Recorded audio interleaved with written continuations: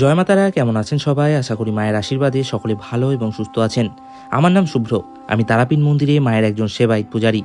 আপনাদের সামনে তারাজ্ঞানের যে সিরিজ আমি তুলে ধরছি, আজকে তার 194তম দিন। আজকে তারাজ্ঞান।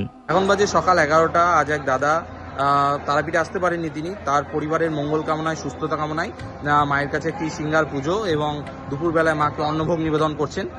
আর এখন এসছি মন্দিরে, এখন মায়ের কাছে যাব, দাদার পুজো মায়ের কাছে পৌঁছে দেবো এবং ভোগের সময় মায়ের কাছে দাদার নিবেদন করা ভোগ পৌঁছে দেবো। চলুন আজকে এই ভিডিওতে সেটাই তুলে ধরবো, অবশ্যই দেখবেন। তারা মায়ের কৃপা সময় দেখে আসে, অর্থাৎ দেরি মনে হলেও মায়ের কৃপা কখনো ভুল সময়ে আসে না। এই মুহূর্তে আপনারা জগৎজননী তারার এক অপূর্ব রূপের দর্শন করুন। চোখ বন্ধ করুন, অন্তর থেকে মাকে স্মরণ করে নিজের সমস্ত কামনা বাসনা, না বলা বিভিন্ন কথা পৌঁছে দিন মায়ের চরণে।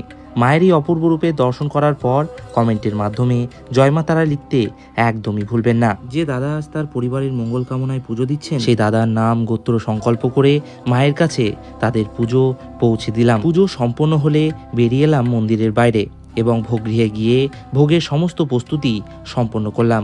আজ মন্দিরে যথেষ্ট মানুষের সমাগম রয়েছে। এখন দুপুর 1টা বাজে, মন্দির পরিষ্কারের কাজ সম্পন্ন হয়েছে, শুরু হবে মায়ের ভোগ নিবেদন পর্ব। চলুন আমরা দেখাই। ভোগগৃহে এখন ভোগের প্রস্তুতি প্রায় শেষের দিকে।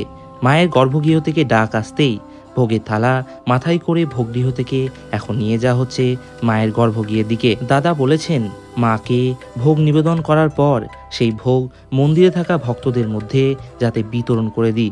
আজকে মন্দিরের গেট বন্ধ হতে একটু দেরি হয়ে গেছে, তাই মায়ের ভোগ নিবেদনের পাশাপাশি চলছে মন্দির চত্বর পরিষ্কারের কাজ। এরপর দাদাদের নাম গোত্র সংকল্প করে মায়ের কাছে তাদের ভোগ নিবেদন করা হলো এবং আস্তে আস্তে ভোগের থালা নিয়ে আসা হলো মন্দিরের বাইরে।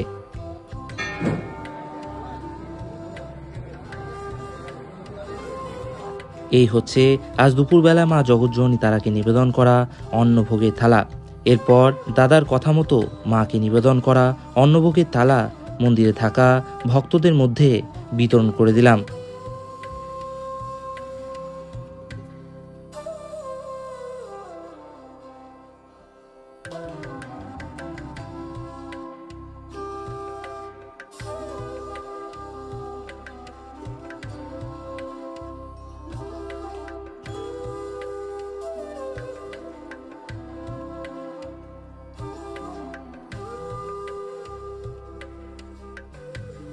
মায়ের ভোগ নিবেদন পর্বের পরিসমাপ্তি ঘটলেও ভক্তদের মধ্যে ভোগ বিতরণ করে দিলাম। আশা করছি আজকের এই ছোট্ট ব্লগ আপনাদের ভালো লেগেছে।